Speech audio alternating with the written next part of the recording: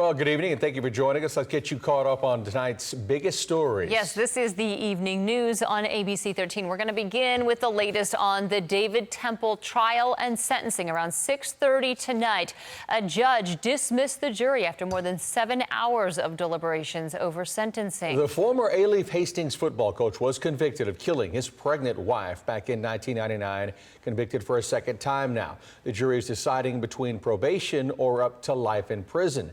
Sentencing deliberations resume at 9 in the morning. Okay, more questions after an arrest in Galveston that went viral. Yeah, we're talking about the photo of officers on horseback seen leading a handcuffed man by a rope. Other departments in the area use mounted patrols, and we wanted to know how they are reacting to all of this. ABC 13's Nick Guttaro is in Galveston with the latest. The optics from this weekend's arrest aren't just upsetting people here on the island. Houston's top cop believes it could spark change across the country. Prior to this week, this is a tactic Galveston Police says was available for its mounted patrol. If needed, officers could make an arrest on horseback and lead a suspect by rope. It's normally used for large events, but on Saturday, it was used by 2 white officers on a black suspect. I was shocked, disgusted. I looked at it and I said, what the heck is going on here? Eyewitness News has made repeated requests to talk to the Galveston Police Chief. So far, the only time we've heard from him is when he met with neighbors last night. We have stopped the practice immediately and will be looking for more appropriate methods. In a news release, GPD says the arrest happened at 306 22nd Street, which only meant the suspect walked a couple blocks. However, in a police report Eyewitness News obtained today, it shows the arrest happened at 601 23rd Street, which meant the suspect walked about 6 blocks. No matter the length, Houston's police chief believes agencies are paying attention. I have a feeling that departments that may not have had a policy like we have will be changing the policy as of probably yesterday. Harris County Sheriff's Office says it doesn't have a mounted police transport policy. When it does, it won't use this tactic. Baytown Police says its mounted patrol officers aren't allowed to do this either. HPD also doesn't use the tactic. Bad news spreads quicker than good news. I can almost assure you that just about every department will probably, if they're smart, be changing that training. If any good comes from this weekend's controversial arrests, neighbors say, it's that this image may not go viral again. It should have never happened.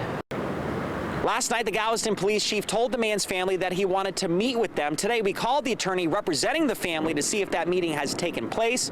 So far, we have not heard back from the attorney or Galveston PD. In Galveston, Nick Guttaro, ABC 13 Eyewitness News. Well, in response to last weekend's deadly mass shooting in El Paso and Ohio, Houston Mayor Sylvester Turner today announced an extra $1.5 million in police overtime. The mayor and police chief say the move is not in response to any specific threat against Houston. Instead, they say it's to increase public safety by increasing police presence starting this weekend when stores are expected to be busy for tax-free weekend. No details were announced about how the money will be spent, but Chief Acevedo says it will be enough to fund a surge through the summer. The mayor says he will make more available if needed. And it's important for us to do everything that we can to provide for the public safety of our citizens, to let them know that we are doing everything that we can to protect them.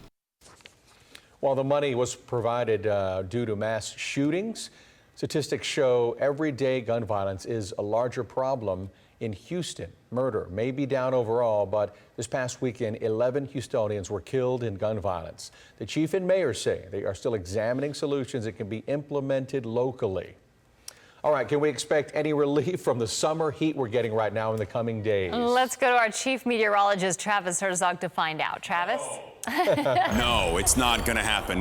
Not in a few days anyway. In fact, we're just on the front end of this stretch of hot weather, the hottest since last July. It's now down to 94 in Houston. It is currently 89 degrees in Galveston. Heat index values in both cities still above 100, and a new heat advisory will kick in as we head into Thursday afternoon. Now, tonight, we're only going to cool off to about 80 degrees. That already starts us off 5 degrees hotter than average, and the average high is 95, so add 5 to that, and you're getting pretty close now to 100 degrees degrees. Northwest of Houston, we're looking at triple-digit heat. College Station, Brenham, even north towards Columbus, LaGrange at 102. We could easily sneak in a 100 at Bush Airport tomorrow. It all depends on when the sea breeze blows in from the Gulf of Mexico. That's that cooling, humid breeze that comes in during the summer months. And if it reaches us early enough in the day, it'll keep us below 100. The heat ridge that's going to cause it to get even hotter is still out to our west, and it really doesn't build in here fully until this weekend, which means expect hotter temperatures for Saturday and Sunday across the majority of Texas and those of us right here in the Houston region as well. That heat ridge doesn't budge very much through about Wednesday of next week, and that's going to keep things pretty hot and dry overall. Sometimes we can get tropical waves in here to help stir things up and bring us a little rain. Not going to happen over the next several days. The main track of tropical waves is being shunted southward towards Central America and then popping out on the other side in the Pacific Ocean. We've got high pressure blocking things right now in the Gulf of Mexico, which keeps the hurricanes away, but we can also use some of that moisture to bring us a little bit of rain. Our rain chance will go down less than 20% and very near 0% as the heat ridge builds in Friday into Saturday. We've got a couple of triple digits officially in the forecast, but any of these days you see that say 99, which is 4 of them, it could easily hit 100 on the north side of Houston where official records are kept. Now, there's a 20% chance of rain in the forecast starting Wednesday of next week. Don't get your hopes up too much. You're probably going to have to water those lawns for the foreseeable future until this pattern breaks up a little bit more. Back to you. All right, Travis, thanks a lot. A Pearland fast food worker caught barefoot on the job is now unemployed. ABC 13 reporter Steve Campion joins us with reaction to the viral photo, plus what the health inspector says about this. Pearland is one of the cities around Greater Houston that require restaurants to have these in their windows with A, B, or C. In the case of this Jack in the Box, they scored an A, but the comments online, well, they flooded in, and some of them are pretty nasty. Social media can't seem to stomach this photo of a Jack in the Box employee. A customer snapped the image Monday night of a woman making an order shoeless. The man posted it online. Customers in real life say, wait a minute, we should take a pause. I don't wear shoes when I cook at home. My food's still good and I've never gotten sick. The manager at the store says they fired the employee. We learned today Pearland will reinspect the restaurant. Department of Health and Safety is basically silent on that. Ed Kimberly works with the city's code enforcement. He says state guidelines do require them to look for clothing, focusing on hairnets and gloves for hands. Kimberly says a great way to review a restaurant is to look for their report online. It's easily available. We put the placards viewable to the public so they can see it right away. If a place doesn't score an A, B, or C, you'll know. Their score 75 and below will be displayed in public view, and then that's when you get this form here that we fill out, and then the establishment inspected by the city, and we're going to have a reinspection pending on it. Jack in the Box tells us all their employees across all their stores in Greater Houston are required to wear slip-resistant shoes while on the job. In Pearland, Steve Campion, 13 Eyewitness News.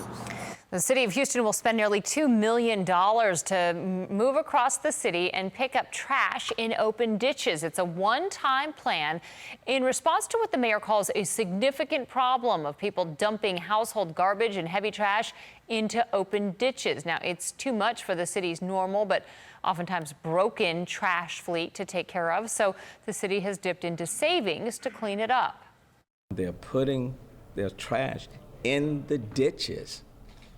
Well, on any given, if you've got a significant amount of rain coming, the water can't flow. That creates major problems. So we want to get that up as quickly as possible. Now, the city ordered dozens of new trash trucks to replace aging and broken vehicles. They're going to be here in November.